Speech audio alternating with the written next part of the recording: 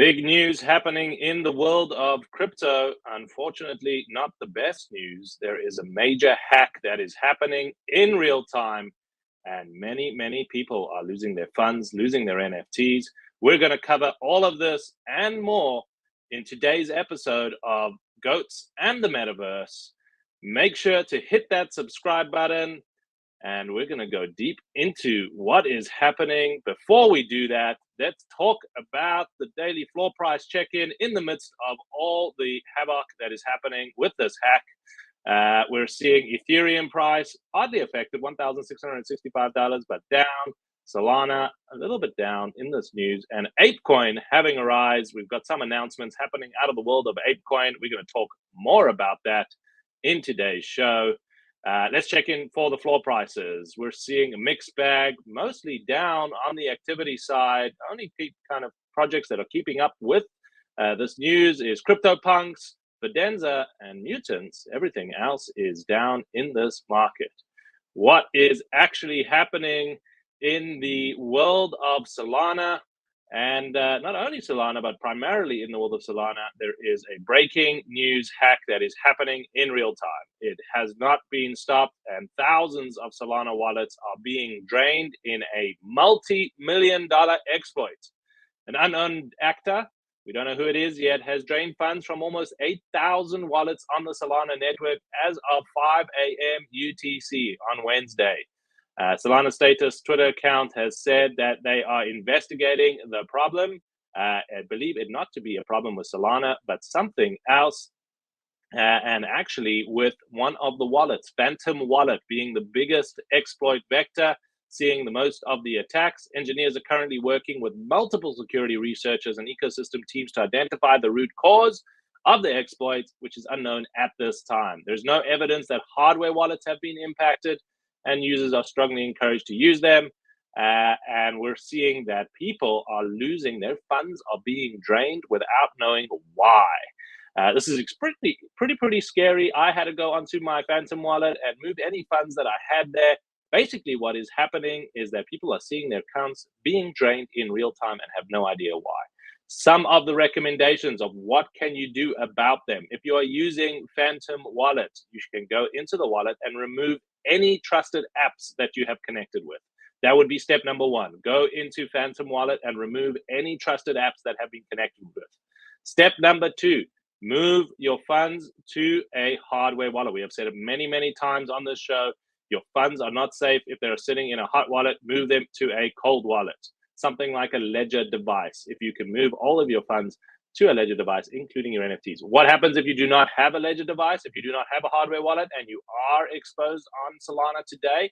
Well, then my recommendation is counter to what many people, or what we recommend all the time, which is not keeping your funds on an exchange. Or in this example and in this situation, the smart thing to do is actually to move them to your exchange, because those are not affected. If you're using FTX or Coinbase or any of those, move your Solana from there, from Phantom Wallet to the exchange. The alternative is to use a wallet that hasn't been compromised.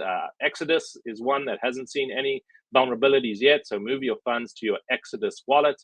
That could be another solution. But primary and most safe is to get yourself a hardware wallet and move it. Other than that, what we're seeing is that there is some other wallets that are affected on a smaller scale. If you are using Trust Wallet on Ethereum, this also seems to be a vulnerability. So any funds that you have on Trust Wallet, you should move off using that same methodology, either to a hardware wallet, cold storage, or move them onto an exchange if you do not have it, or Exodus as a potential alternative wallet. This is happening in real time. We will keep you posted on the news on what this vulnerability is and what this exploit is.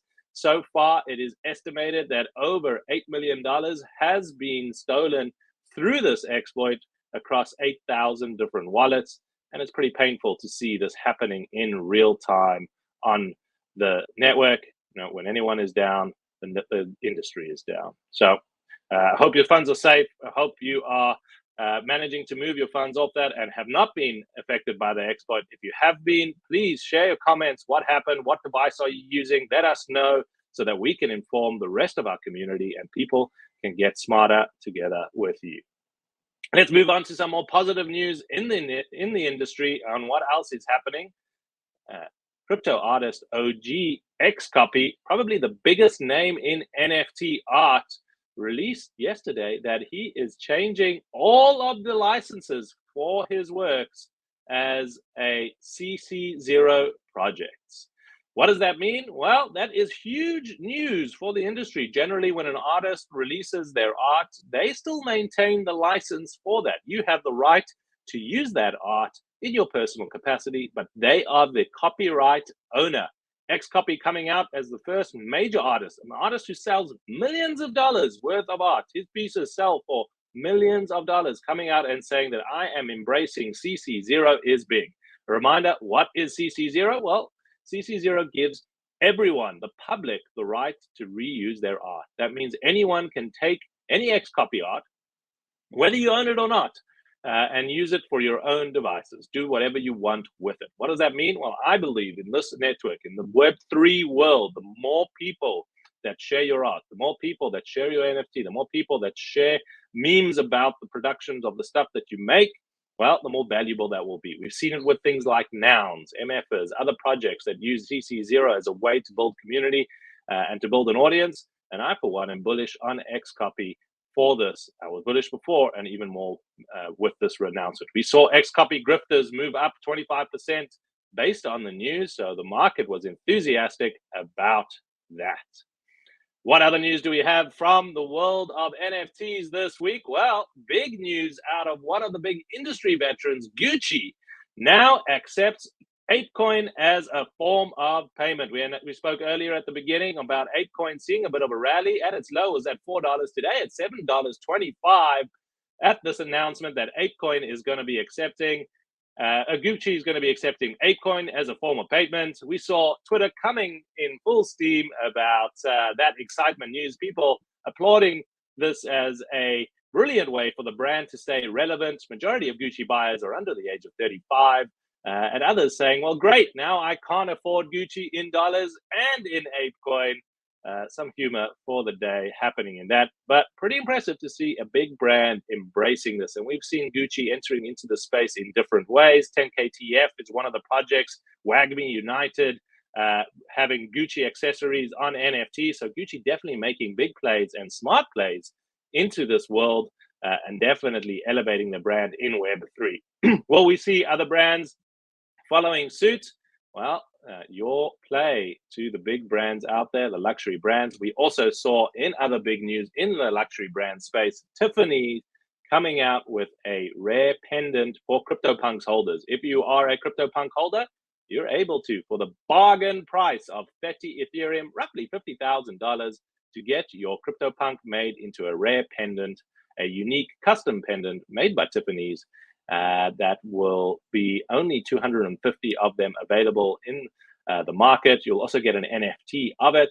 And that was big news out of the world of Tiffany. So luxury brands entering the space, and it's all happening. And last big announcement out of the week, well, we saw Opensea rightfully claiming their own domain, opensea.eth, and they bought it for the whopping price of 99.89 Ethereum, $165,000 to buy your name and own the OpenSea.eth wallet. We've spoken about ENS names, Ethereum name service names on the show, so go back to one of our previous shows to learn more about it. It's the new domains of the Web3 world, and we're seeing some strong trading in that industry. So also opportunities there if you're looking to be a domain parker. Lastly, let's go into the Goat Vault and check in what is happening in the vault. And Stanley's not on the show today, and the Goat Vault is up. I'm not saying those two things are correlated or related, but you make the decision. Goat Vault sitting at 11.65 ETH, or just under $20,000. A reminder about the Goat Vault: we invested $2,660 into new shiny NFTs. We've locked them away into the vault, and all you need to do to win them is smash the subscribe button, share the show with your friends, click on the notifications so that you get them and that we can grow to 5,000 subscribers. I'm excited. We're over 3,000. We're coming in fast, and the Goat Vault is growing. At its peak was over $100,000. We think we can get it back there. So remember to hit the subscribe button.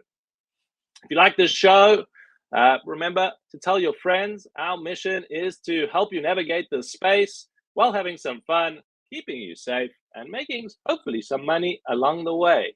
Hopefully we'll have our comrade and friend Stanley back. He is moving houses. So Stanley, I hope the move is successful, and I miss you, man. Stay tuned for the next episode of Goats in the Metaverse, and stay safe.